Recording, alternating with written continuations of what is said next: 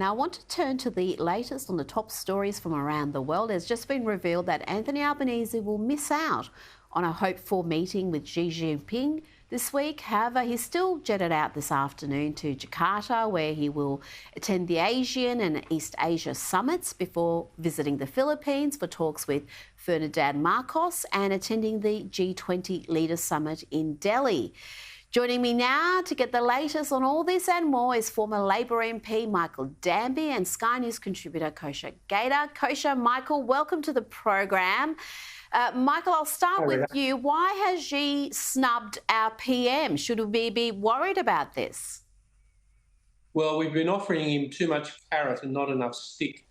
My advice to Albo, Miles and Wong is call the three iron ore chiefs in, Forrest, Reinhardt and BHP, and sack our defence chiefs, and then the Chinese will start paying attention. You can't just offer them ignoring our people in China, going soft on defence, not criticising them over human rights. You've got to show them a bit of power. And while the Chinese real estate industry is still in existence, iron ore is an important way of showing it to them. In a conflict with Taiwan, Rita, we're going to have to cut off iron ore anyway, so Chinese will know what we're doing if we call all the iron ore bosses in. Kosha, what will be on the agenda at these conferences? You know, I think it's the usual stuff about just shoring up economic alliances, perhaps military and defense strategies and realignment in this region.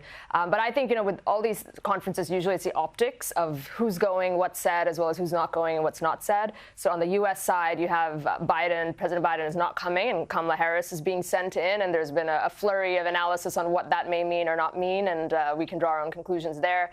And then I think also here with Xi Jinping not showing up, you know, that's sending a certain message where China is sort of flexing their muscle in here. And I think that is probably the bigger story, even more so than the agenda or what specific policy positions are going to be discussed. Now, Michael, you're in Tel Aviv right now. We've got reports of Israeli Prime Minister Benjamin Netanyahu saying that he wants African migrants involved in a violent clash to be deported. Tell me, how is that being received over there? Well, it's the usual left-right split. You know, all of the a lot of people on the left support the asylum seekers. There's a pretty violent clash between two groups of people who are non-citizens, red shirts and blue shirts, over the nature of the Eritrean government. There was some reception downtown, and the anti-Eritrean government people didn't like it. It's a bit stupid to do this kind of stuff when you're not a citizen and you have no program of citizenship. The Israelis are facing the same dilemma that all Western countries faced about large groups of people who are not accommodating themselves to the society and behave like they own it. You know, these kind of things happen. I believe all people should be treated in a humanitarian way, but you don't bring things like this on yourself. Well, yeah, this seems to be very counterproductive indeed, Kosha, to be seeking asylum, but then to behave in a violent manner. It's not exactly going to improve your chances of being granted asylum in the country you're seeking it, is it?